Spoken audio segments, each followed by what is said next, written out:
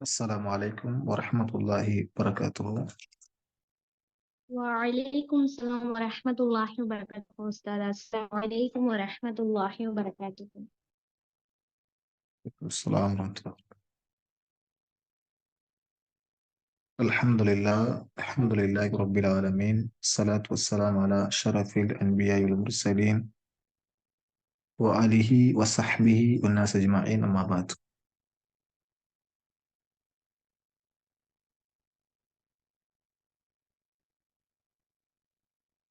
எல்லா புகழும் அகிலங்களை படைத்து பரிபாலித்துக் கொண்டிருக்கூடிய ஏக இறைவனாகிய அல்லாஹ் ஒருவனுக்கு உரித்தாகட்டும். அவனுடைய சாந்தியும் சமாதானமும் இறுதி தூதர் முஹம்மது முஸ்தபா ஸல்லல்லாஹு அலைஹி வஸல்லம் அவர்கள் மீதும் அவர்களுடைய அடிச்சுவற்றியை அப்படியே பின்பற்றி வந்த சத்திய சஹாபாக்கள், தாபியீன்கள், தபூ தாபியீன்கள், இமாம்கள், நல்லடியார்கள், குறிப்பாக இங்கே இந்த வகுப்பில் கலந்து கொண்டிருக்கக்கூடிய நம் அனைவர்கள் மீதும் இறைவனுடைய சாந்தியும் சமாதானமும் என்றென்றும் நிலவட்டுமாக. அல்லாஹ்வுடைய ஒரு மாபெரும் கிருபையினால நம்ம இந்த உலுல் அல்பாப் அப்படி சொல்லக்கூடிய ஆன்லைன் இஸ்லாமிக் பெண்கள் கற்றுக்கொள்ளக்கூடிய இந்த கல்வி வகுப்பிலே நாம் கலந்து கொண்டிருக்கிறோம். அல்ஹம்துலில்லாஹ். கல்வியை படிக்கக்கூடிய வாய்ப்பை அல்லாஹ் நமக்கு ஏற்படுத்தி கொடுத்திருக்கிறான். அல்லாஹ்வுக்கு நன்றியை செலுத்தியவனாக இன்றைய வகுப்பினுடைய பாடம் தௌஹீது. தௌஹீத் என்றால் என்ன? தௌஹீதினுடைய வகைகள் என்ன? தௌஹீதை ஏன் அறிஞர்கள் நமக்கு இதை பிரித்து கொடுத்திருக்கிறார்கள் என்பதை பற்றியான ஒரு பாடம் தான் இன்றைக்குள்ள பாடம். நாம் கடந்த வகுப்புல அல்லாஹ்வை ஈமான் கொள்ளுதல், அதுல முதன்மையான பாடம் அல்லாஹ் இருக்கின்றான் என்று நம்புதல் அப்படிங்கிற பாடத்துல ஒரு சில ஆதாரங்களை நம்ம செஞ்சோம், பார்த்தோம்.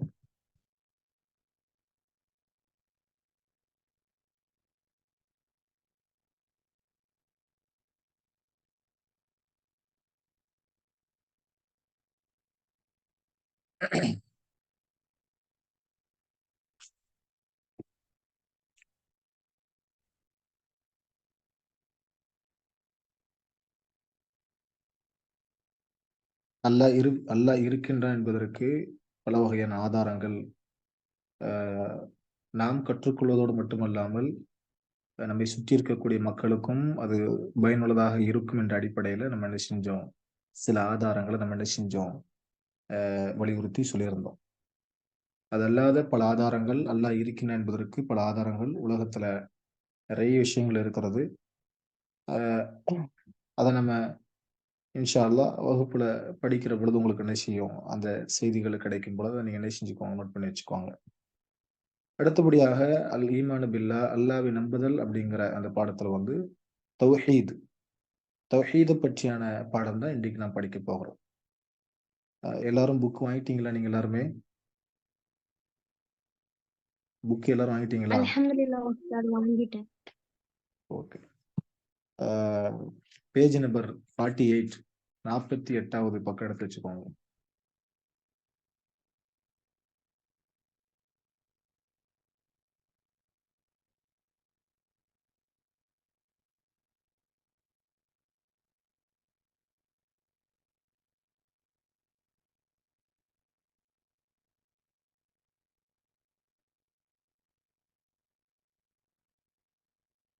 சரி, வாங்காதவங்க இன்ஷா அல்லாஹ் வாங்கி வச்சுக்கோங்க. ரொம்ப பயனுள்ள ஒரு புக் அது. ஒரு புக்கை வச்சு நம்ம படிக்கும்போது அதோடைய நாலேஜ் நமக்கு என்ன செய்யும், கிடைக்கும். புக் இல்லாம நம்ம படிச்சு அப்படின்னு சொன்னா சில விஷயங்கள் மறந்துடுவோம், சில விஷயங்கள் நம்ம என்ன செய்வோம், நோட் பண்ண விட்டுருவோம். அப்போ வாங்காதவங்க இன்ஷா அல்லாஹ் என்ன செஞ்சுக்கோங்க, வாங்கிக்கோங்க. புக் இருக்கிறவங்க 48வது பக்கத்தை எடுத்து வச்சுக்கோங்க. ஓகேவா? சரி, முதலாவது தௌஹீத். தௌஹீத் என்றால் என்ன? தௌஹீத் என்றால் என்ன? நம்ம ஏற்கனவே நம்முடைய வகுப்புல படிச்சிருக்கிறோம். பொதுவாக இஸ்லாமிய வழக்குல ஒரு சொல்லுக்கு 2 அர்த்தங்கள் கொடுக்கப்படும். சொல் ரீதியான, மொழி ரீதியான அர்த்தங்கள் என்ன, அதே நேரத்துல இஸ்லாமிய வழக்குல அந்த சொல்லுக்கு என்ன அர்த்தம் அப்படிங்கிறது நம்ம நினைச்சிருக்கிறோம், வரிசையாக படித்து வருகிறோம். அந்த வரிசையில தௌஹீத், தௌஹீத் என்பதற்கு மொழி ரீதியான பொருள், மொழி ரீதியான பொருள் என்ன அப்படி சொன்னா ஒருமைப்படுத்துதல். தௌஹீத் என்பதற்கு மொழி ரீதியான பொருள் என்ன அப்படி சொன்னா ஒருமைப்படுத்துதல் என்ற ஒரு பொருளை கொடுக்கக்கூடிய ஒரு சொல்லுதான் தௌஹீத்.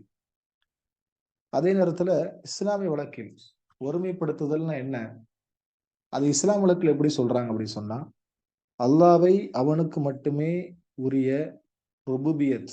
இன்ஷா அல்லாஹ் அதை வரிசையா படிப்போம். ருபூபியான என்ன, உலூஹியான என்ன, அதை பற்றி இன்ஷா அல்லாஹ் வரிசையா படிப்போம். நம்ம அல்லாவை அவனுக்கு உரிய ருபூபியா, உலூஹியா, இன்னும் அஸ்மாய் வ சிஃபாத், சிஃபாத்தின் தனித்தன்மைகளில் அவனை ஒருமைப்படுத்துவது என்பதுதான் இஸ்லாமிய வழக்கில் இதனுடைய பொருளாகும். தௌஹீத் என்பதற்கு மொழி ரீதியான பொருள் என்ன அப்படி சொன்னா ஒருமைப்படுத்துதல். இஸ்லாமிய வழக்கில் தௌஹீத் என்பதற்கு அல்லாவை அவனுக்கு மட்டுமே உரிய ருபூபியத்திலும் உலூஹியத்திலும் இன்னும் அஸ்மாய் வ சிஃபாத்திலும் தனித்தன்மைகளில் அவனை ஒருமைப்படுத்துவதுதான் தௌஹீத் என்பது இஸ்லாமிய வழக்குல சொல்லப்படுகின்ற ஒரு சொல்.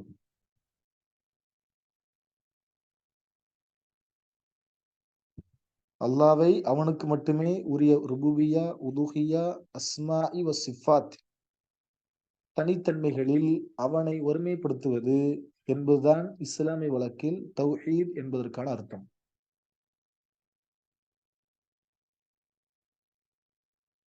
குர்ஆன் சுன்னா ஒளியில தௌஹீத் என்பதற்கு அறிஞர்கள் குர்ஆனுடைய அந்த நிலவலைங்க குர்ஆனிலும் சுன்னாவிலும் ஏராளமான தௌஹீத் என்பதற்கு ஏராளமான வகைகள் இருக்கிறது, ஆதாரங்கள் இருக்கிறது. அதாவது தௌஹீத் என்று சொல்லக்கூடிய இந்த வார்த்தை இருக்கா இல்லையா, இது குர்ஆனிலும் சுன்னாவிலும் சொல்லப்படுகின்ற ஒரு வார்த்தை தான் இது. அப்போ தௌஹீத் என்பது பொதுவாக தௌஹீத் என்பது அல்லாவை ஒருமைப்படுத்துவது. அல்லாவை ஒருமைப்படுத்துவதுதான் தௌஹீத் என்பதற்கான அர்த்தம். இப்போ இந்த தௌஹீத் ஏன் பிரிச்சாங்க? இப்ப நம்ம தௌஹீத் என்பது ஒருமைப்படுத்துவது அப்படின்னு நமக்கு எல்லாருக்குமே தெரியும். அல்லாஹ் ஒருமைப்படுத்த வேண்டும், எல்லா விஷயங்களிலும் எல்லா தன்மைகளிலும் அல்லாஹ் என்ன செய்யணும், ஒருமைப்படுத்த வேண்டும் என்பதுதான் தௌஹீதினுடைய அர்த்தம். இப்ப நமக்கு தெரியும் அல்லாஹ் எல்லா விஷயங்களிலும் எல்லா தன்மைகளிலும் எல்லா பண்புகளிலும் அல்லாஹ்வை ஒருமைப்படுத்த வேண்டும் அப்படின்னு நமக்கு எல்லாருக்குமே தெரியும். ஏன் இந்த தௌஹீதை பிரிச்சாங்க? தௌஹீதுல் ருபூபிய்யா, தௌஹீதுல் உலூஹிய்யா, தௌஹீதுல் அஸ்மாஇ வ சிஃபாத், இதை ஏன் பிரிச்சாங்க? பிரிப்பதனுடைய காரணம் என்ன அப்படி சொன்னா, உண்மையிலேயே பிற்காலத்தில் தோன்றிய சில வழிகேடுகள், அதே மாதிரி குழப்பங்கள், பிற்காலத்தில் தோன்றிய வழிகேடுகள், குழப்பங்கள், இதெல்லாம் ஏற்பட்டதுனாலதான் அறிஞர்கள் என்ன செஞ்சாங்க, ஆய்வு பண்ணி நம்ம அதை அல்லாவை இலகுவான முறையில விளங்கிக் கொள்ள வேண்டும் அப்படிங்கிறதுக்காக வேண்டி என்ன செஞ்சாங்க, நமக்கு அறிஞர்கள் இமாம்கள் அதை பிரித்து நமக்கு என்ன செய்றாங்க, வகைப்படுத்தி சொல்லியிருக்கிறாங்க.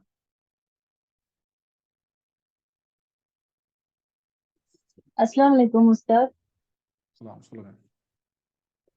எந்த காலகட்டத்துல இந்த மாதிரி பிரிச்சு எந்த இமாமால எழுதப்பட்டதுன்னு சொல்ல முடியுமா? அப்துல் ரஸாக் இப்னு அப்துல் முஹ்சின் அல் பத்ர் ஹஃபிலஹுல்லாஹ் அவங்க சொல்லக்கூடிய செய்தி என்ன அப்படின்னு சொன்னா, இந்த தௌஹீத் என்பதை பற்றியான குர்ஆனிலும் சுன்னாவிலும் நிறைய இடங்கள்ல இது பேசப்பட்டதுனால அதை பிரிச்சு என்ன செஞ்சிருக்கிறாங்க, நமக்கு இலகுபடுத்தி இருக்கிறாங்க. இன்ஷா அல்லாஹ் நான் நடத்துவேன். இன்ஷா அல்லாஹ் ஓகேவா? நம்ம தௌஹீத் வகைகள் படிக்கும்போது இன்ஷா அல்லாஹ் அதை நான் உங்களுக்கு விளக்கம் நடத்துவேன். இன்ஷா அல்லாஹ். ஓகே இன்ஷா அல்லாஹ்.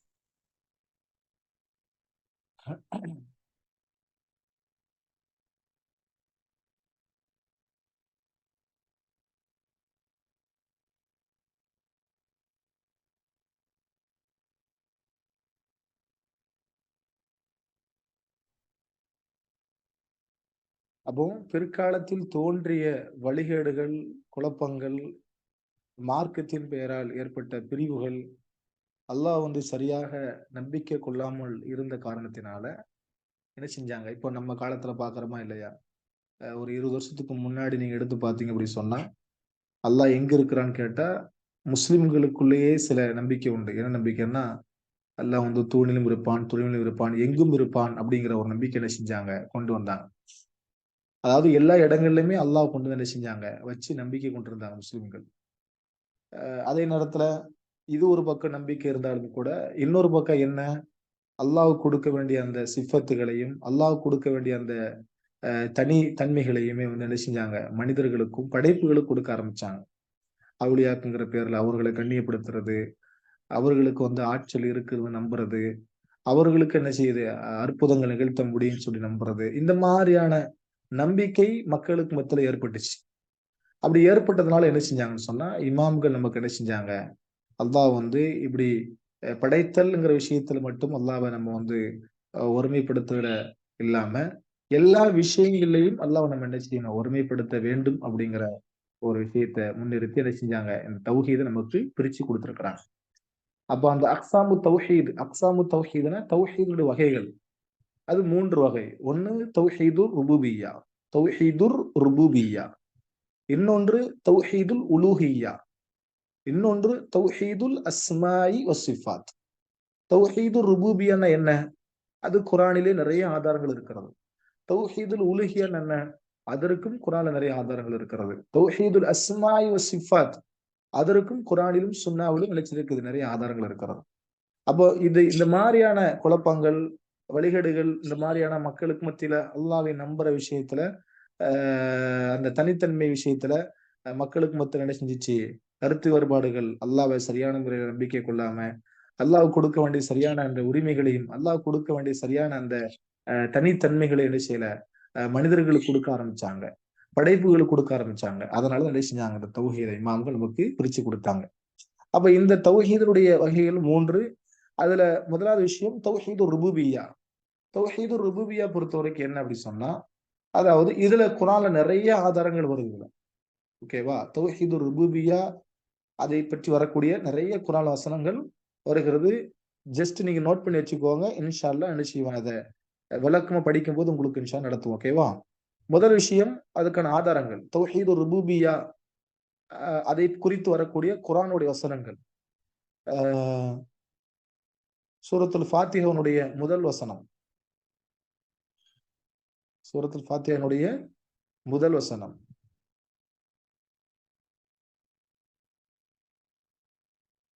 அதே மாரி 7வது அத்தியாயத்தினுடைய 54வது வசனம். புக்ஸ் இருக்கிறவங்க புக்ஸ பார்த்துக்கோங்க. புக்ஸ் இல்லாதவங்க இத நோட் பண்ணி வச்சுக்கோங்க.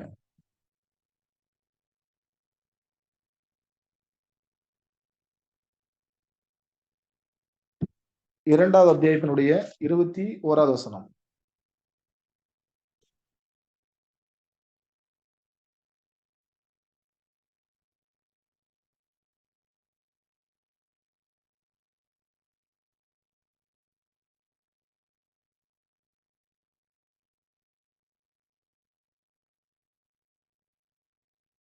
நாற்பத்தி 3வது அத்தியாயத்தினுடைய 9வது வசனம்.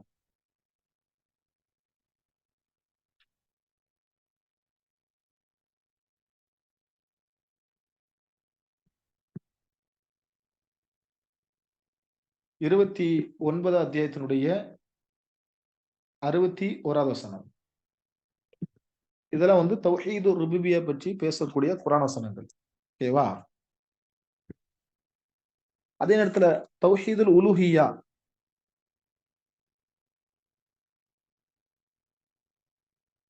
தௌஹீதுல் உலூஹிய்யா அதை குறித்து வரக்கூடிய வசனங்கள்.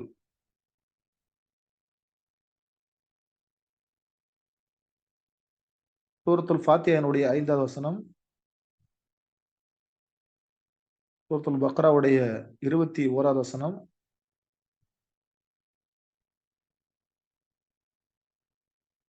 39வது அத்தியாயத்தினுடைய 2, 3.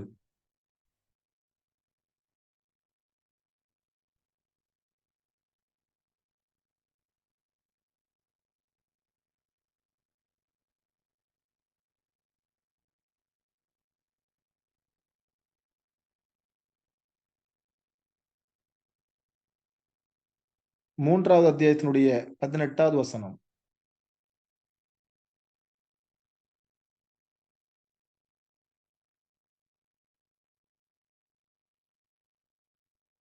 இது வந்து தௌஹீதுல் உலூஹியாவினுடைய குர்ஆனில் சொல்லப்படுகின்ற குர்ஆன் வசனங்கள். ஓகேவா?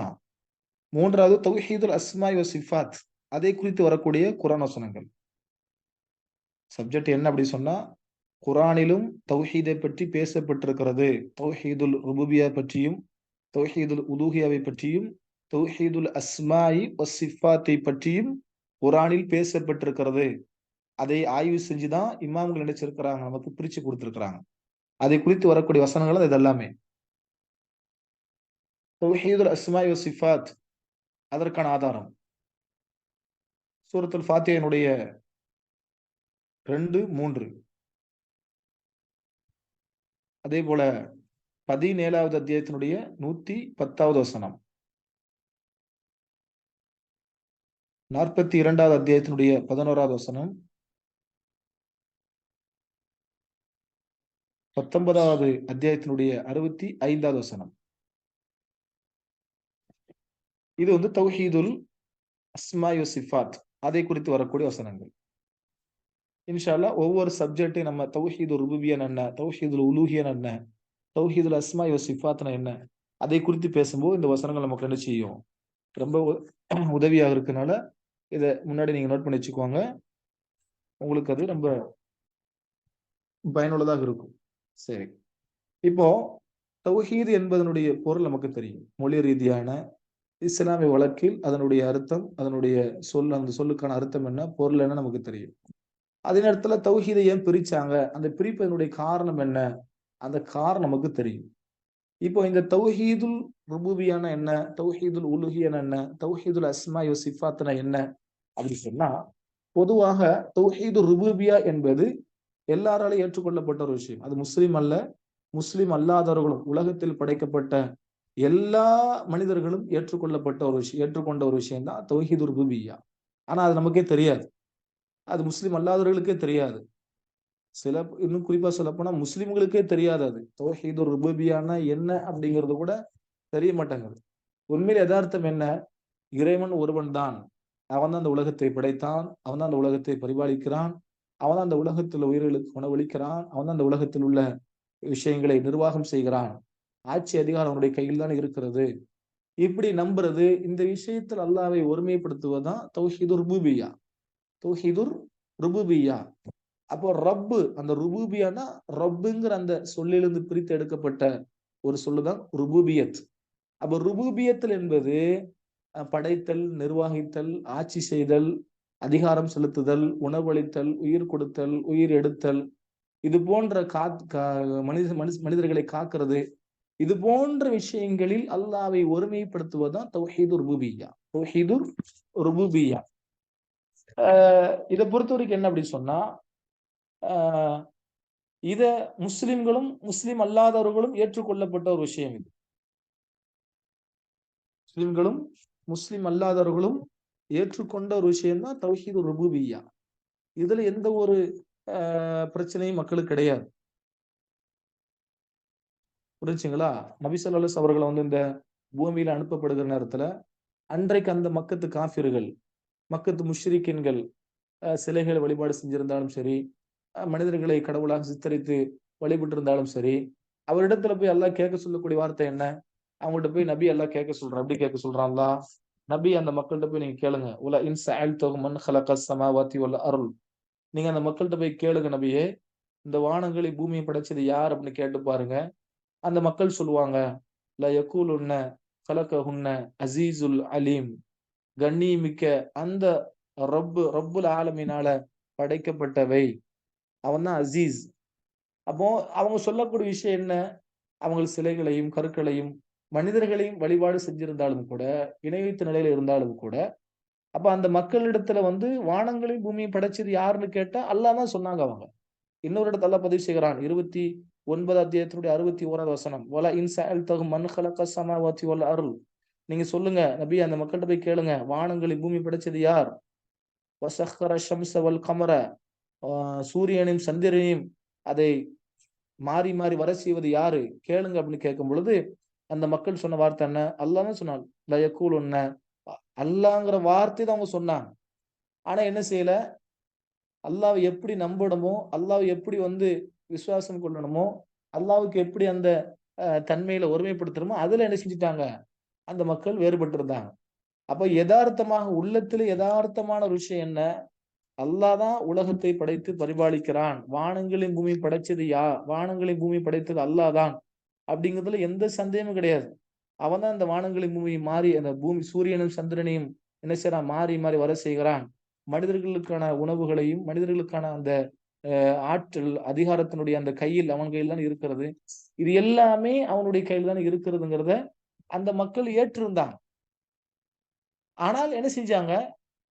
சில விஷயங்கள்ல வழிபாடு சார்ந்த விஷயங்கள்ல, மனிதர்களுடைய வாழ்க்கையில் ஏற்படக்கூடிய சில குறைகள், மனிதனுடைய வாழ்க்கையில் ஏற்படக்கூடிய சில கஷ்டங்கள், அதற்காக வேண்டி என்ன செஞ்சாங்க? சிலைகள்ட்ட போயோ, கற்கள்ட்ட போய் என்ன செஞ்சாங்க?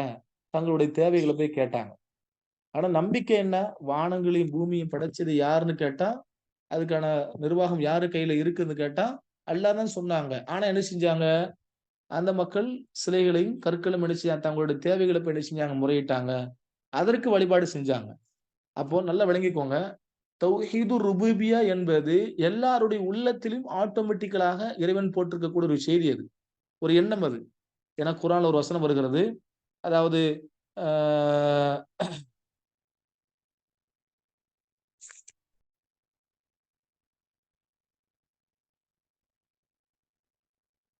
7வது அத்தியாயத்தினுடைய 172, 173. 7வது அத்தியாயத்தினுடைய 172, 173. இந்த வசனத்துல அல்லாஹ் சொல்லும் பொழுது, ஆதமுடைய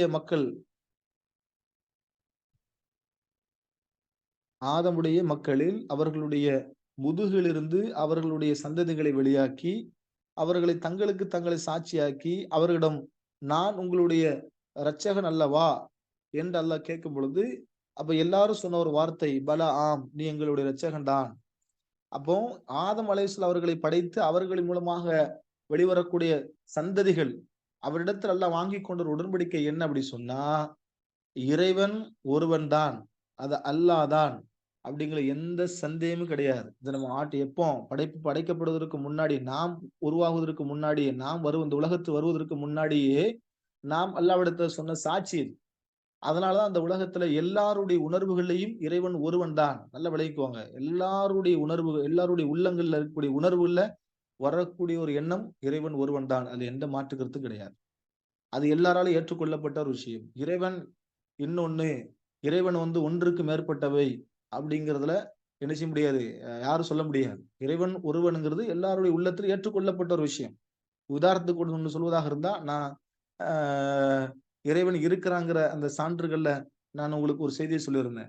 மனிதனுக்கான கஷ்டங்களும், நஷ்டங்களும் ஏற்படுகிற நேரத்துல, அவன் அல்லாஹ்விடத்துல கேட்கக்கூடிய அந்த நேரத்துல அவன் பிரார்த்தனை செய்யக்கூடிய ஒரே ஒரு விஷயம், இறைவா என்னை காப்பாத்து. உனக்கு கண்ணு இல்லையா? என்னை ஏன் நீ கண்டுக்க மாட்டேங்கிற? எனக்கு மட்டும் ஏன் இப்படி நிலைமை? ஏன்? அவன் எவ்வளவோ தெய்வம் அவன் அவன் நினைச்சு வழிபட்டுக்கிட்டு இருந்த எத்தனையோ விக்கிரமங்கள், இந்த சிலைகளையோ, கற்களையோ வழிபட்டுக் கொண்டிருந்தாலும் கூட, அவன் என்ன செய்வான்? அந்த நேரத்தில் இறைவனைத்தான் பிரார்த்தனை செய்வான். அப்ப இறைவன் ஒருவன்ங்கிறதுல எந்த மாற்று கருத்தும் கிடையாது. அப்ப இத நம்ம தெளிவா படிக்கணும் அவசியம் கிடையாது.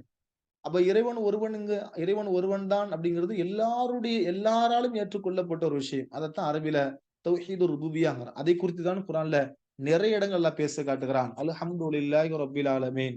அவன் தான் அகிலத்தினுடைய இரட்சகனாக இருக்கிறான்.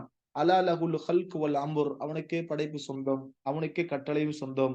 அவனுக்கே படைப்பு சொந்தம். அவனுக்கே கட்டளையும் சொந்தம்.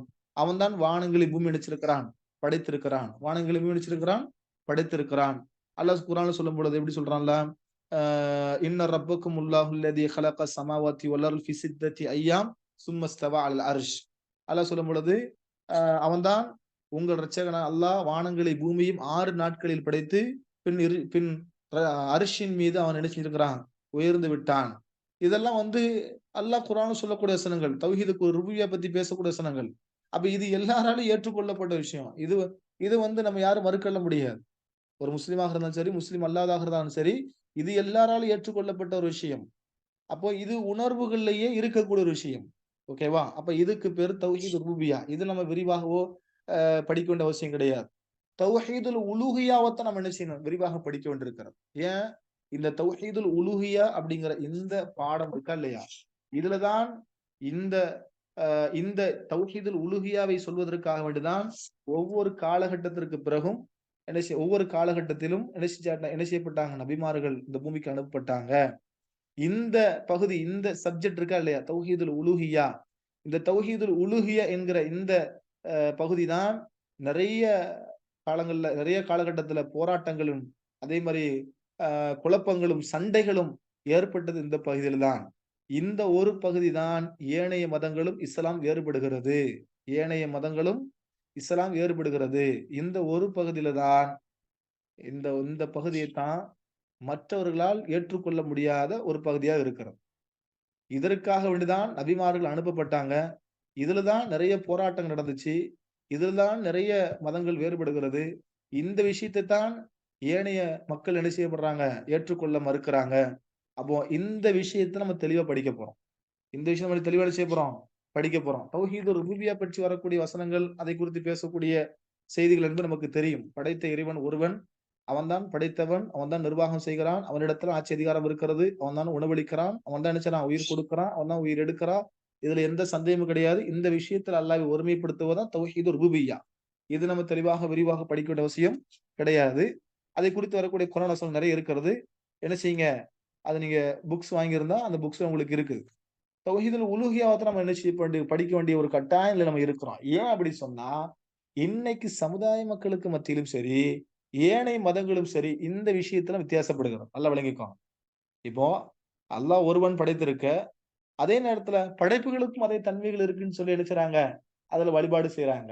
இப்ப முஸ்லிம்களை பொறுத்த வரைக்கும் என்ன அப்படி சொன்னா, தேவைகளை கேட்கிற இடத்துல நீங்க பாருங்களேன், பள்ளிவாசலுக்கு போய் அல்லாஹ்ட்ட என்ன செய்வாங்க, பிரார்த்தனை செய்வாங்க. அதே நேரத்துல அவுலியாக்கள்கிட்ட போய் என்ன செய்வாங்க, பிரார்த்தனை செய்வாங்க. நல்லா புரிஞ்சுக்கணும்.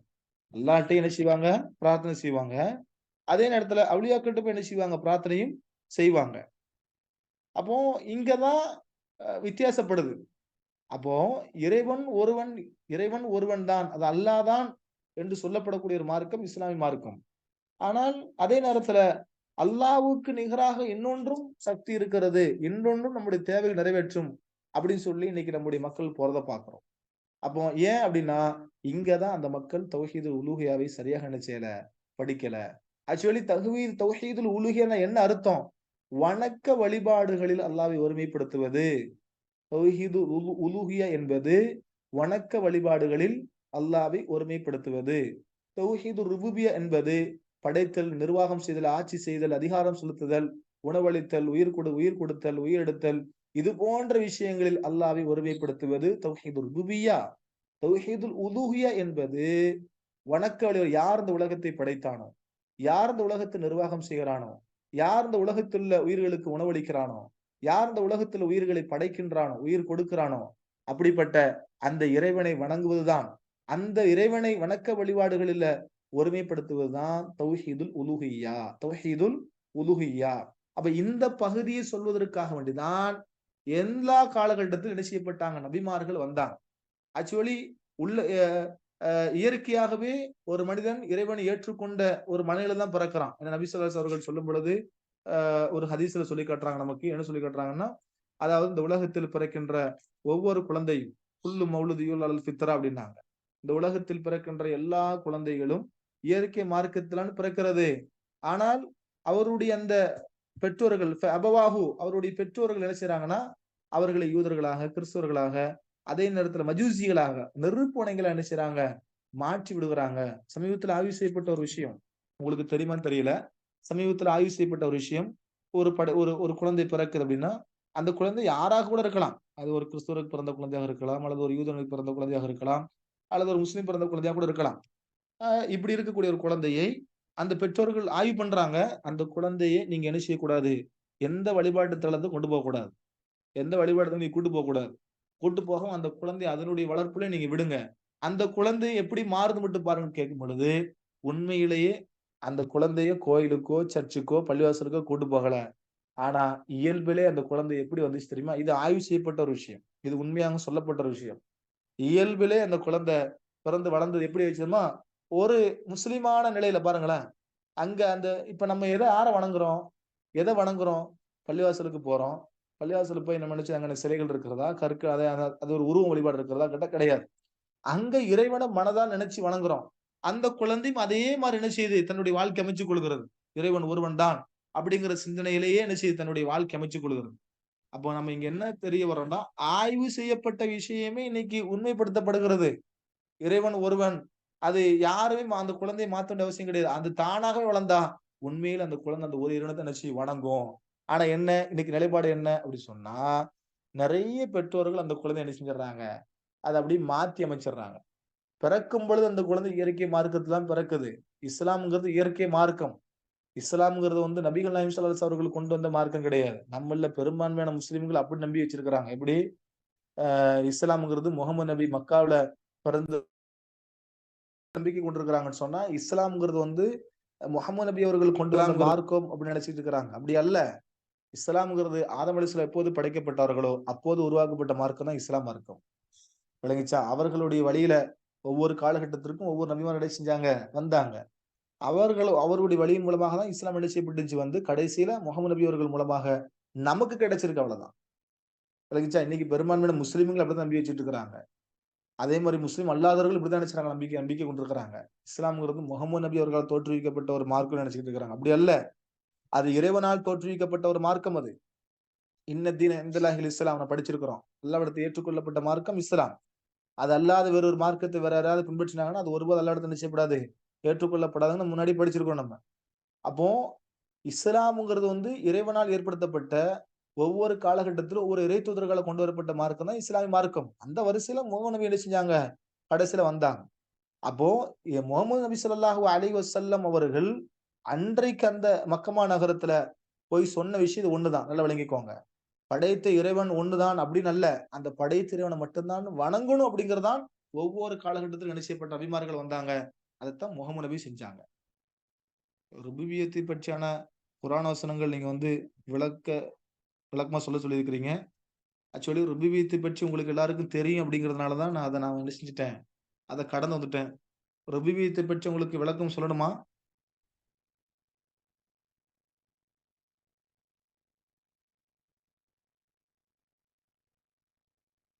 இதாவுல வந்து ஒரு முக்கியமான சப்ஜெக்ட் என்ன அப்படி சொன்னா, தௌஹீதுர் உலூஹிய்யா தான் முக்கியமான சப்ஜெக்ட். தௌஹீதுல் அஸ்மாஇ வ சிஃபாத் தான் முக்கியமான சப்ஜெக்ட். அதனால தான் நான் வந்து தௌஹீது உலூஹிய்யாக்கு வந்துட்டேன். உங்களுக்கு தௌஹீது ருபூபிய்யா பற்றியான விளக்கம் வேணும்னா கண்டிப்பா நான் சொல்றேன் நான். மெசேஜ் பண்ணியிருந்தாங்க, அதனால கேட்கிறேன். உங்களுக்கு ருபூபியத்தை பற்றியான விளக்கம் சொல்லணுமா?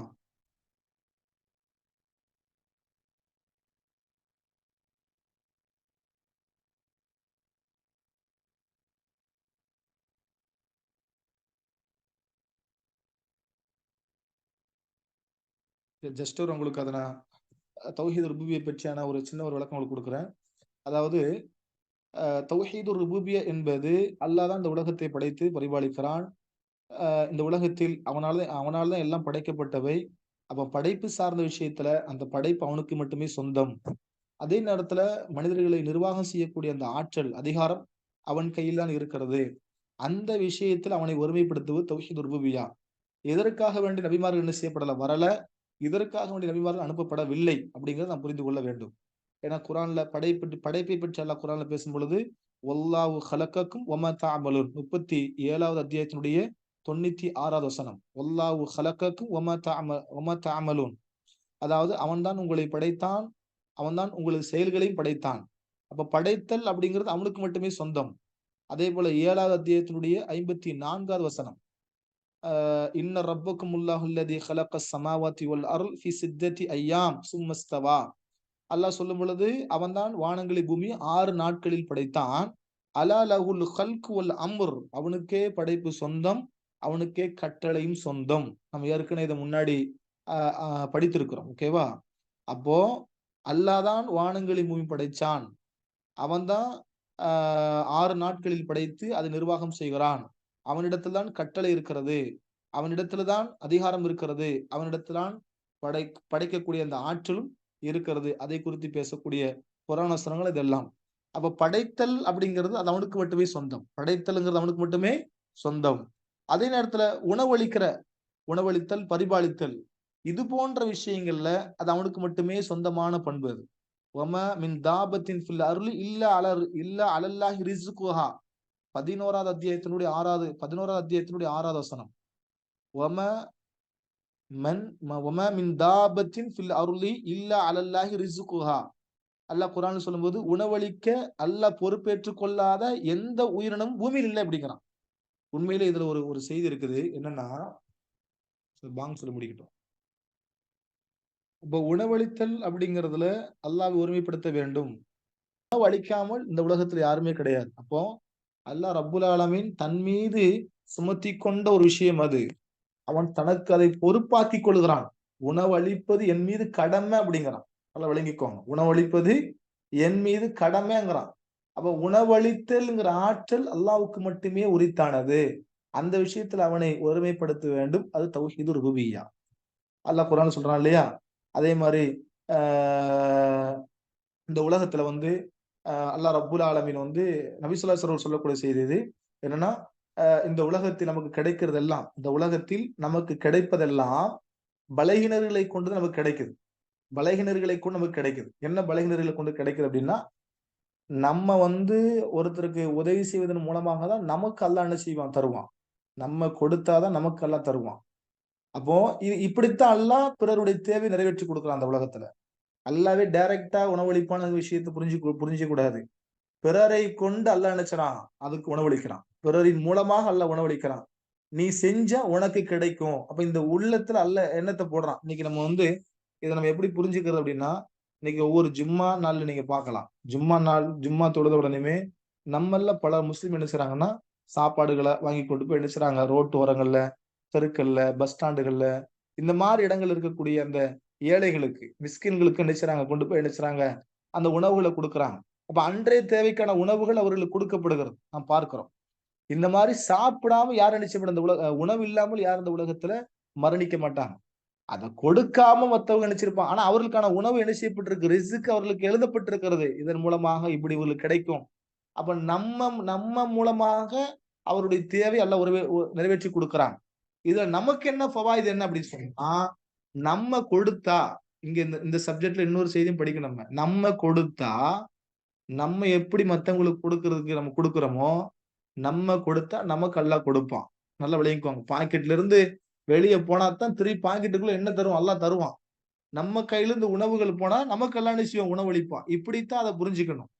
அல்லாஹ் இப்படி இதன் மூலமாக தான் அல்லாஹ் ரப்புல் ஆலமீன் அவர்களுக்கு உணவளிக்கிறான். அப்ப உணவு என்பது அவனுக்கே ஏற்படுத்தி கொண்ட ஒரு கடமை அது.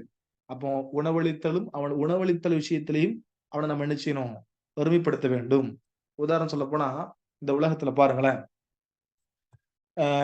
என்னதான் எவ்வளவு பெரிய உதவி ஒரு மனுஷன் செய்வதாக இருந்தாலும் சரிதான், எவ்வளவு பெரிய உதவியாக இருந்தாலும் சரிதான், அந்த உதவிக்கு கூட ஒரு லிமிட் வச்சிருப்பான் இறைவன். பெரிய செல்வந்தனாக இருப்பான், பெரிய பணக்காரனா இருப்பான், அவனுக்கு ஒரு லிமிட்டா தான். அந்த லிமிட்டை தாண்டி அவனால உதவியோ அவனால எந்த ஒரு இப்படி செஞ்சிட முடியாது.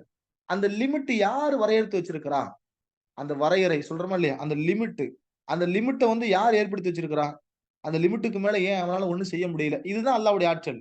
ஒரு மனுஷன் உதவி செய்வதாக இருந்தாலும் கூட ஒரு லிமிட்டின் அடிப்படையில், ஒரு வரையறை அடிப்படையில தான் அவன் என்ன செய்ய முடியும், உதவியே செய்ய முடியும்.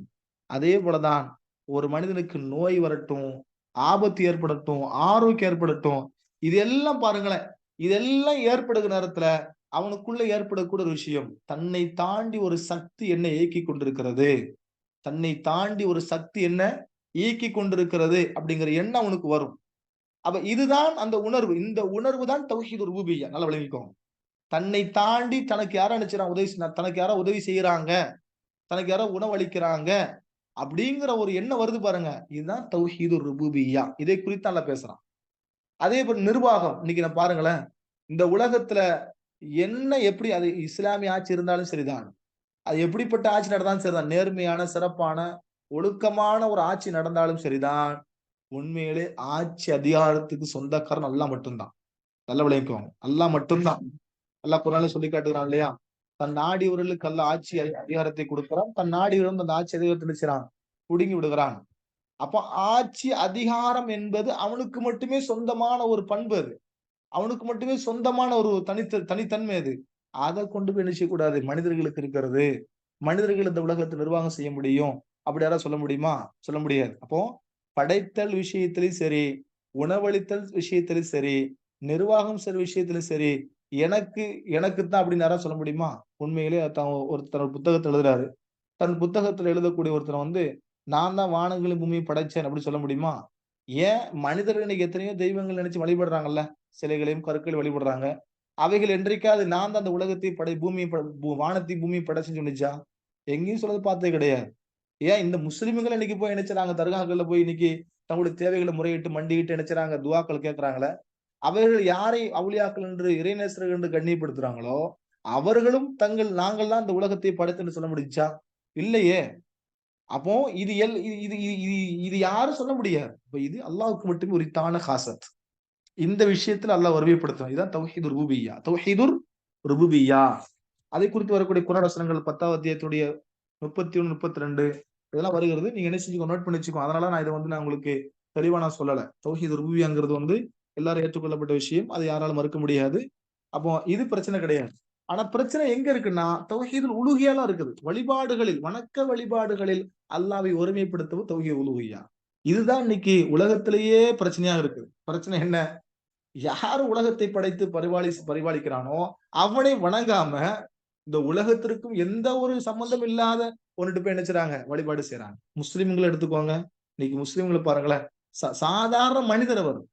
அவரிடத்துல போய் நீங்க என்ன செய்ய கண்ணியப்படுத்துறாங்க இல்லையா? நீங்க கேள்விப்பட்டிருக்க தெரியாது நினைக்கிறேன். எனக்கு தெரிஞ்ச வரைக்கும் நான் பார்க்கிறேன். சில இடத்துல பார்த்தீங்கன்னா, அவர்கள எ எந்த அளவு கொண்டு போய் வச்சிருக்கான் பாருங்க. நபிமார்களை விட அவுலியாக்கள கொண்டு போய் என்ன செய்றாங்க? அல்லாஹ்வுக்கு நிகரான ஒரு சிற்பத்த கொண்டு வச்சிருக்கிறாங்க. அதாவது எப்படி சொல்றேன்னா, அல்லாஹ்வுக்காக வேண்டி நேரத்த செலவழிக்காத மக்கள். இப்ப தொழுகைக்கு பாங்கு சொல்லப்படுது, பள்ளிக்கு போகாம இருக்கிறாங்க. ஆனா, அவுலியாக்களுக்காக வேண்டி தன்னுடைய காலத்தை செலவழிக்கக்கூடிய மக்கள் எத்தனை பேர் பார்க்கிறோம். முரீதுகள் நீங்க கேள்விப்பட்டிருப்பீங்கன்னு நினைக்கிறேன். அவுலியாக்கு கீழ இருக்கக்கூடிய முரீதுகள். இதெல்லாம் நம்ம தெளிவாக பேச வேண்டியிருக்கிறது. நல்லா விளங்கிக்கணும். இது இது இது எதுக்கு நான் இந்த சப்ஜெக்ட்ட வந்து நம்ம திரும்ப திரும்ப நான் அத வலியுறுத்தி பேசுறேன்னா, இன்னைக்கு நம்ம சமூகத்துக்குள்ள மிகப்பெரிய சவாலாக இருக்கிற குழப்பமா இருக்கு இந்த விஷயம் தான். உலூஹிய்யா. தௌஹீது உலூஹிய்யாவை நம் மக்கள் சரியாக படிக்கல. சரியாக தெரிஞ்சுக்கல. அட வா உலகத்தை படைத்து பரிபாலிக்கக்கூடிய அந்த இறைவனை வணங்குவதுதான் உண்மையான தௌஹீத் அது. உண்மையான தௌஹீத் அது. ஏன் இன்னைக்கு வந்து தௌஹீதுன்னு சொல்லக்கூடிய மக்களை எதிர்க்கிறாங்க? மக்களையும் எதிர்க்கிறாங்க. தங்கள வந்து ஆ ஒரு கூட்டத்தார்களா அஹ்லு சுன்னத் வல் ஜமாஅ அப்படி சொல்லக்கூடிய மக்கள், ஏன் தௌஹீத் மக்கள் எதிர்க்கிறாங்க? காரணம் என்ன? இந்த தௌஹீத சொல்லாதனால எதிர்க்கிறாங்க. 20 வருஷத்துக்கு முன்னாடி தௌஹீத் என்னன்னு யாருக்குமே தெரியாது உண்மையிலே. 20 வருஷத்துக்கு முன்னாடி தௌஹீத் யாருக்கும் தெரியாது. 20 வருஷத்துக்கும் தெரியாது. அவங்களுக்கு அந்த ஆலிம்கள் என்ன ஹஸ்ரத்மார்கள் என்ன மார்க்கம் சொல்லிக் குடுத்தாங்களோ அதுதான். அதைத்தான் மார்க்கமாக அந்த மக்கள் படிச்சுக்கிட்டு என்ன செஞ்சாங்க. இன்னைக்கு அதைத்தான் என்ன செய்றாங்க மார்க்கமா இன்னைக்கு அத கடைபிடிச்சுட்டு இருக்கிறாங்க. ஆனா அது கிடையாது. நீங்க இப்படி போய் நிக்கிறீங்க. இன்னைக்கு கொஞ்சம் குறைஞ்சிட்டு நம்ம சொல்லலாம். இன்னைக்கு வந்து அந்த வழிகேடினுடைய அந்த பித்அத்துனுடைய வழிகேடுகள் வந்து இன்னைக்கு குறைஞ்சிட்டுன்னு சொல்லலாம். குறைஞ்சதுனால தான் இன்னைக்கு இந்த அளவுக்கு தௌஹீதினுடைய அந்த பிரச்சாரம் மக்களுக்கு மத்தியில வீரியமாக போனதுனால தான் இன்னைக்கு அந்த பித்அத்துகளும் வழிகேடுகளும் குழப்பங்களும் கொஞ்சம் இணைச்சிருக்குது, குறைஞ்சிருக்குது. வச்சிருக்கிறோமா இல்லையா? இன்னைக்கு நம்ம வீடுகள்ல நீங்க ஒரு வருஷத்துக்கு முன்னாடி பாருங்க. வீட்டுக்கு முன்னாடி பெரிய ஒரு என்ன சொல்றது? ஒரு தகடு மாரி வச்சு அதுல ஆயத்துல் குர்சியோ அல்லது ஏதாவது ஒரு பேர எழுதி என்ன செய்வாங்க? வீட்டுக்கு முன்னாடி ஒட்டி வைப்பாங்க.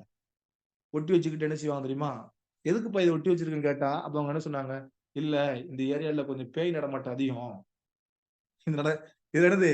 இந்த இடங்கள்ல வந்து என்னது? பேய் நடமாட்டங்களும், பிசாசு நடமாட்டம் கொஞ்சம் அதிகம். அதனால என்ன செஞ்சேன்? இத ஒட்டி வச்சு அப்படிம்பாங்க. பாருங்களேன். எங்க வச்சிருக்கான் பாருங்க. அட வழிபாடு சம்பந்தப்பட்ட விஷயங்கள். நல்லா விளங்கிக்குவாங்க. வழிபாடு சம்பந்தப்பட்ட விஷயங்கள் எல்லாமே யார்ட்ட இருக்குது? அது அல்லாஹ்வுக்கு செய்ய வேண்டிய யார்ட்ட போய் நிக்கிறான் பாருங்க இன்னைக்கு. எங்க போய் கேட்கிறான் பாருங்க. இத வழிபட்டா, இது இருந்தா எந்த பேய் பிசாசும் எனக்கு வராது. நீ வைக்கிறோமா இல்லையா? நம்ம ஆட்கள் கொஞ்சம் டிஃபரெண்ட் ஆட்கள். நல்லா விளங்கிக்கோங்க. அ கிறிஸ்தவர்களுக்கு ஒரு நிறம் அப்படின்னு சொன்னா, இந்துக்களுக்கு ஒரு நிறம்னு சொன்னா, முஸ்லிம்களுக்கு ஒரு நிறம். பச்சை கலர் வச்சிருக்காங்களா இல்லையா? எங்க நீங்க தர்காக்கெல்லாம் போய் பாருங்க. பச்சை கலர்ல ஒரு கொடி கட்டியிருப்பாங்க. அதுக்கு மேல அந்த கபிரிஸ்தானத்துல பாத்தீங்கன்னா, பச்சை கலர்ல ஒரு துணி இணைச்சிருப்பாங்க. போட்டு மூடி வச்சிருப்பாங்க. அப்போ முஸ்லிம்களுக்குலாம் பச்சை கலர் தான். இத உருவாக்கி வச்சிருக்கிறாங்க. அப்ப இது இது எல்லாம் அங்க போய் நீங்க வழிபாடு அங்க போய் பார்த்தா தெரியும். இது எல்லாமே வழிபாடு செய்யக்கூடிய விஷயங்கள் அங்க எவ்வளவு பெரிய ஷிர்க் நடந்துட்டு இருக்கு பாருங்க. அப்ப இந்த சப்ஜெக்ட நம்ம தெளிவா படிக்க வேண்டிய கட்டாயத்துல நம்ம இருக்கோம். அதனாலதான் முதல் விஷயம் வழிபாடு வணக்க சார்ந்த விஷயங்கள்ல அல்லாஹ்வை ஒருமைப்படுத்துவது தௌஹீதுல் உலூஹிய்யா. அப்ப நம்ம மக்களுக்கு மத்தியில இப்படி எல்லாம் இருந்துச்சு 20 வருஷத்துக்கு முன்னாடி. இப்ப குறைஞ்சு கொஞ்சம் கொஞ்சமா குறைஞ்சு தௌஹீதுடைய பிரச்சாரம் அதிகமாகி இன்னைக்கு அது இல்லாம ஆயிருக்குது. அதனால இன்னைக்கு அவங்க தௌஹீத் இருக்கிறாங்க, தௌஹீத் எதிர்க்கிறாங்க. இன்னைக்கு பிரார்த்தனைகள் நீங்க போய் கேட்கறாங்கல்ல, அது வணக்க சார்ந்த விஷயம் தானே. கேட்டா என்ன பதில் சொல்றாங்க அவங்க? அவங்க சொல்லக்கூடிய பதில் என்ன தெரியுமா? நாங்கள் இவர்கிட்ட கேட்கல, இவர்களின் மூலமா அல்லாஹ்ட்ட கேட்கிறோங்கிறாங்க. இவர்களை இடைத்தரகர்களா வச்சு யார்ட்ட கேட்கறாங்க? அல்லாஹ்ட்ட. பிரார்த்தனை வழிபாடு, பிரார்த்தனை இவர்களின் மூலமா. அப்ப நம்மகிட்ட கேட்கும்போது இப்படி சொல்லிக்கிறாங்க. ஆனா உண்மையிலேயே அவர்கிட்ட தான் முறையிடுறாங்க போய் மக்கள். யாருகிட்ட? அவர்கிட்ட போய் முறையிட்டு, இறந்தவர்கிட்ட போய் முறையிட்டு, உயிரோடு இருக்கக்கூடிய ஒரு அவுலியாட்ட போய் முறையிட்டு, அவரின் மூலமாக அல்லாஹ்விட. இது யார் சொல்லிக் கொடுத்த மார்க்கம் இது? இப்படி இஸ்லாம் நமக்கு சொல்லிக் கொடுத்திருக்கிறதா? பிரார்த்தனை ஒரு வணக்கம்ங்கிற நமக்கு எல்லாருக்கும் துவா மினல் இபாதான்னாங்க. துவா என்பது ஒரு ஒரு வணக்கம்னாங்க. அப்ப இந்த வணக்கம் சார்ந்த விஷயங்கள்ல என்ன நடக்குது இங்க? நம்ம சமுதாயத்து மக்கள் இப்படியான ஒரு குழப்பம் இருக்கு இன்னைக்கு. அப்போ தௌஹீதுல் உலூஹியாவை சரியாக மக்கள் விளங்கல. இது முஸ்லிம் அல்லாத மக்கள்கிட்ட பாருங்க, தௌஹீது உலூஹியா எப்படி இருக்கு தெரியுமா? இந்த பகுதியைத்தான் அன்றைக்கு ரசூலுல்லாஹ் மக்கமா நகரத்துக்கு வந்தாங்க. இந்த பகுதி, இந்த விஷயம், இந்த ஒற்றை களிமாவை மக்களிடம் சொல்வதற்காக வேண்டிதான், இந்த ஒரு விஷயத்தின்பால் மக்களை அழைப்பதற்காக வேண்டிதான் நபி ஸல்லல்லாஹு அலைஹி வஸல்லம் அனுப்பப்பட்டாங்க. நபி ஸல்லல்லாஹு அலைஹி வஸல்லுக்கு முன்னாடி அனுப்பப்பட்ட இறை தூதர்கள் இந்த விஷயத்திற்காக வேண்டி அனுப்பப்பட்டாங்க. இங்கதான் இஸ்லாம் ஏனைய மதங்கள் வேறுபடுகிறது. பாக்குறோமா இல்லையா? இன்னைக்கு முஸ்லிம் அல்லாத மக்களை பாருங்க, சிலைகளை இன்னைக்கு வடிவமைச்சு அதுட்டு என்ன செய்றாங்க? தேவைகளை கேட்கிறாங்க. ஆனா இறைவன் ஒருவன் தான் அப்படின்னு நம்பிக்கை வச்சுக்கிருவாங்க. ஆனா என்ன செய்வாங்க? சிலைகள்கிட்டையும் விக்கிரமங்கள் சொல்லக்கூடிய இந்த கற்கள், அதே இடத்துல மனிதர்கள்ட்ட போய் நினைச்சுறாங்க, தன்னுடைய தேவைகள் நினைச்சுறாங்க, முறையிடுறாங்க. அப்போ இதுதான் ஷிர்க். நல்லா விளங்கிக்கோங்க. இதை நம்ம சொல்ல போனா அதை அவங்களால ஏற்றுக்கொள்ள முடியல. ஏன் அப்படின்னு சொன்னா, அது அவங்களுடைய முன்னோர்கள் அவங்களை அப்படியே என்ன செஞ்சுட்டாங்க? அவங்களை அப்படியே வழிநடத்திட்டாங்க. யாருக்கு அல்லாஹ் அந்த அந்த அறிவு சொல்றோம் இல்லையா, அந்த புத்தியை கொடுக்கறானோ, நேர்வழிக்கு வரணுங்கிற அந்த எண்ணத்தை யாருக்கு அல்லாஹ் கொடுக்கறானோ அவர்கள் நினைச்சுறாங்க, அதுல இருந்து வெளியே வர்றாங்க. இன்னைக்கு ஏன் இஸ்லாத்தை நோக்கி மக்கள் வர்றாங்க? நீங்க பார்க்கலாம். இன்னைக்கு ஏன் இஸ்லாத்தை நோக்கி மக்கள் தொடர்ச்சியா இன்னைக்கு மக்கள் வந்துகிட்டே இருக்கிற காரணம் என்ன? உண்மையிலே தெரியும், படைத்து இறைவனை வணங்கக்கூடிய மார்க்கம் இஸ்லாம் மார்க்கம் மட்டும்தான், வேற எந்த மார்க்கமும் கிடையாது. மற்ற எல்லாமே படைப்புகளை மட்டுமே வணங்கக்கூடிய மார்க்கமாகத்தான் நினைச்சு இன்னைக்கு மற்ற மதங்களை பார்க்கிறோம். ஆனா இஸ்லாம் படைத்து இறைவனை மட்டும் வணங்கக்கூடிய மார்க்கம் தான் இஸ்லாம். அப்ப இப்படி பெருமையாக சொல்லிக் கொள்ளக்கூடிய நாம, நம்ம சமூகத்துக்குள்ளே நம்ம என்ன செய்யல, இன்னைக்கு நம்ம மக்களே இப்படியான வழிபாடு செஞ்சுக்கிட்டு இருக்கிறாங்க. அப்போ இந்த விஷயத்தை நாம் கற்றதோடு மட்டுமல்லாம நம்மளுடைய மக்களுக்கும் சொல்லணும். அப்ப தௌஹீதுல் உலூஹியா என்பது வணக்க வழிபாடுகளில் அல்லாஹ்வை ஒருமைப்படுத்த வேண்டும். நல்லா பண்ணிக்கோங்க. வணக்கம் சார்ந்த விஷயம் எதுவாக இருந்தாலும் சரிதான். வணக்கம் சார்ந்த விஷயம் எதுவாக இருந்தாலும் சரிதான், அவனை அந்த விஷயத்தில் ஒருமைப்படுத்த வேண்டும். அவனை தவிர வேற எவனுக்கும் என்னதில்ல வணக்கம் செலுத்தக்கூடாது அப்படிங்கிறத நம்புறதுதான் தௌஹீதுல் உலூஹியா. ஓகேவா? தௌஹீதுல் உலூஹியா அப்படிங்கிறதுக்கான முதல் சாட்சி, அதுக்கான ஆதாரம் என்ன அப்படின்னு சொன்னா, உண்மையில் அல்லாஹ் ரப்புல் ஆலமீன் குர்ஆன்ல சாட்சி சொல்லுகிறான். நான் தான் வணக்கத்திற்கு தகுதியானவன் அப்படின்னு குர்ஆன்ல எல்லாம் சாட்சி சொல்லுகிறான். 3வது அத்தியாயத்தினுடைய 18வது வசனம் குர்ஆன்ல எல்லாம் சொல்லுகிறான். தௌஹீதுல் உலூஹியா அப்படிங்கிறதுக்கு முதல் ஆதாரம் குர்ஆன்ல எல்லாம் பேசுகிறான். எப்படி பேசுறான் பாருங்க. அட வணக்கத்திற்கு தகுதியான நான் தான் அப்படிங்கறத குர்ஆன்ல பேசுகிறான். குர்ஆன்ல 3வது அத்தியாயத்தினுடைய 18வது வசனம், வணக்கத்திற்குரியவன் அவனை தவிர வேறு யாரும் இல்லை என்று சாட்சி சொல்லுகிறான். அவன் மட்டும் சொல்லல, அல்லாஹ் மட்டும் சொல்லல, மலக்குமார்களும் சாட்சி சொல்றாங்க, அறிவு கொடுக்கப்பட்டவரும் சாட்சி சொல்லுகிறாங்க. நல்லா விளங்கிக்கோங்க. மலக்குமார்களும் சாட்சி சொல்றாங்க, அறிவு கொடுக்கப்பட்டவர்களும் சாட்சி நினைச்சாங்க சொல்லுகிறாங்க. நாளை மறுமையில தெரியும், ஹாலிக்குக்கும் ஹல்குக்கான வித்தியாசம் நாளை மறுமையில தெரியும். யாரெல்லாம் தான் உலகத்துல படைப்புகளை வணங்கிட்டு இருந்தாங்களோ, ஈசா அலைஹிஸ்ஸலாம் பற்றி எல்லாம் குறிப்பிட்டு பேசும்போது குர்ஆன்ல பேசுகிறான். ஈசா அலைஹிஸ்ஸலாம் நினைச்ச கிறிஸ்துவர்கள், அவங்களை பத்தி இன்னைக்கு பேசணும் இருக்கிறது. தௌஹீது உலூஹியாக்குள்ள அவங்களும் வந்துருவாங்க. கிறிஸ்துவர்கள் நீங்க பாருங்களேன், ஈசா அலைஹிஸ்ஸலாம் எதை போதிக்க வந்தாங்க? அந்த ஹிப்ரு மொழியில கர்த்தர் அப்படி சொல்லக்கூடிய இறைவனை பற்றி தான் சொல்ல வந்தாங்க. ஆனா என்ன செஞ்சாங்க? கடைசியில ஈசா அலைஹிஸ்ஸலாம் யாராக்கிட்டாங்க? கடவுளாக்கி அவரை வழிபாடு செய்ய ஆரம்பிச்சுட்டாங்க. ஈசா நீங்க பாருங்க, எல்லா சர்ச்சுகளும் நீங்க பாத்தீங்கன்னா என்ன இருக்கும்? ஜீசஸுக்கான ஒரு அது கூட உண்மை கிடையாது. அது கூட உண்மை கிடையாது. என்ன உண்மை கிடையாதுன்னா, அங்கேயே இன்னொருவருடைய போட்டோ தான் வச்சிருக்கிறாங்க. அது உண்மையிலே ஜீசஸ் உடைய போட்டோ கிடையாது. ஈசா அலைஹிஸ்ஸலாமுடைய போட்டோ அது கிடையாது. அங்கேயே கூட இன்னொருத்தருடைய போட்டோவை தான் வடிவமைச்சு அவரை சிலையாக செஞ்சு அவங்ககிட்ட பயணிச்சுறாங்க. அவரை கர்த்தராக வழிபடக்கூடிய மக்கள் எத்தனை பேர் இருக்கிறாங்க. கர்த்தர் வந்து இயேசுதான் கர்த்தர், கர்த்தர் தான் இயேசு அப்படிங்கிற நிலையில வழிபடக்கூடிய மக்களும் உண்டு. இயேசு வந்து ஒரு தீர்க்கதரிசின்னு வழிபடக்கூடிய மக்களும் உண்டு. ஆதிபிதா பரிசுத்த ஆவி சொல்றாங்க இல்லையா, 3 சொல்றாங்கல்ல, பிதா சுதா பரிசுத்த ஆவி.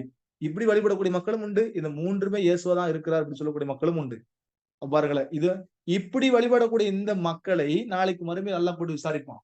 அதை அடுத்து சாட்சி சொல்றான். ஒவ்வொரு தூதருக்கும் நாளைக்கு சாட்சி சொல்லுவாங்க. ஈசா அலைஹிஸ்ஸலாம் கூட்டு சாட்சி சொல்ல வைப்பான். எப்படி சாட்சி சொல்ல வைப்பான்? என்ன ஈசா, இவர்களை உன்னை நீ வணங்க சொன்னாயா அப்படின்னு கேட்கும்போது ஈசா என்ன சொல்லுவாங்க? உன்னை தவிர நான் வேற யாரும் என்ன சில வணங்க சொல்லவில்லையா அல்லாஹ் அப்படின்னு சொல்லி ஈசா சொல்லிட்டு அப்படி நவுண்டுருவாங்க. அவ்வளவுதான். அப்ப இந்த உலகத்துல கிறிஸ்தவர்களாக இருந்தாலும் சரி, இஸ்லாம் அல்லாதவர்கள் யாராக இருந்தாலும் சரிதான், அல்லாவை தவிர்த்து யாரெல்லாம் உலகத்தில் மற்றவர்கள் வணங்கி கொண்டிருந்தார்களோ அவர்கள் நாளைக்கு அவர்களுக்கு எதிராக சாட்சிகள் சொல்லுவாங்க. நாங்கள் இவர்கள் எங்களை ஒருபோது வணங்க சொல்லவில்லை. இந்துக்களாக இருந்தா சிலையில வணங்க சொன்னாங்களா, சிலையில வணங்கினாங்களா இந்துக்கள்.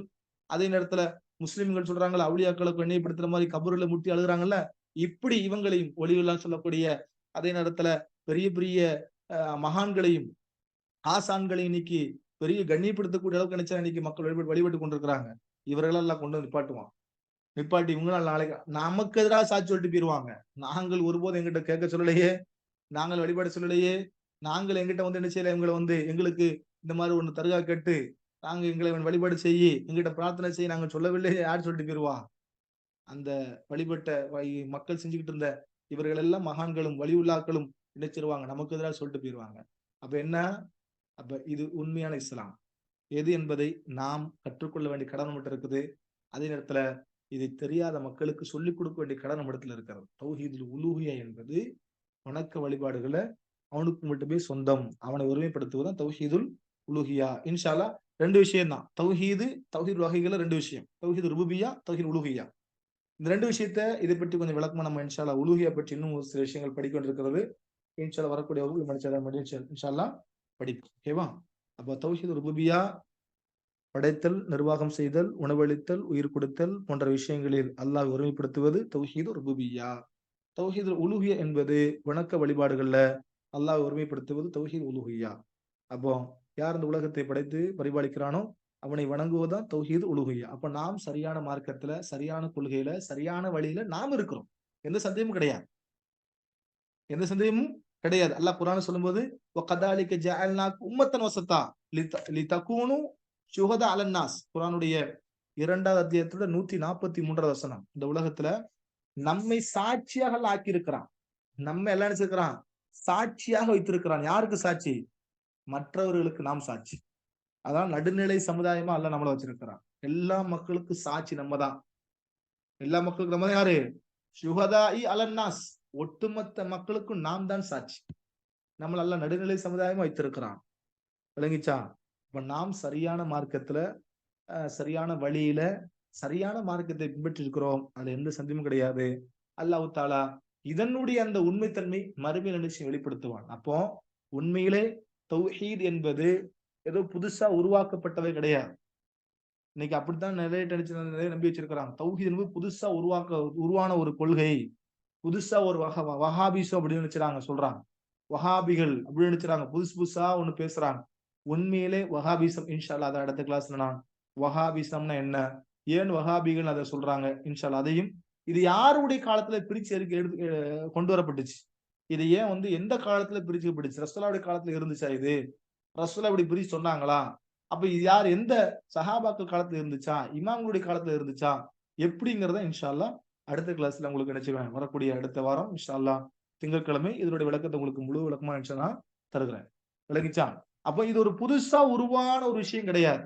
குர்ஆனில் இருக்கக்கூடிய, சுன்னாவில் இருக்கக்கூடிய விஷயத்தை மக்கள் புரிந்து கொள்வதற்காக வேண்டிய, அல்லாஹ்வை பற்றி ஒரு காலத்திற்கு முன்னாடி சரியாக புரியாம இருந்ததுனால இனி வரக்கூடிய காலங்கள்ல சரியாக இலகுவாக புரிந்து கொள்ள வேண்டும் என்பதற்காக வேண்டி இமாம்களால், அறிஞர்களால் ஆய்வு செஞ்சு பிரித்து கொடுக்கப்பட்ட ஒரு விஷயம் தான் தௌஹீதுடைய வகைகள். விளங்கிச்சா? இதான் இன்றைய வகுப்பு பாடமாக இருக்கிறது. இன்ஷா அல்லாஹ் எதுவும் சந்தேகம் இருந்தா நீங்க என்ன செய்யலாம், கேட்கலாம்.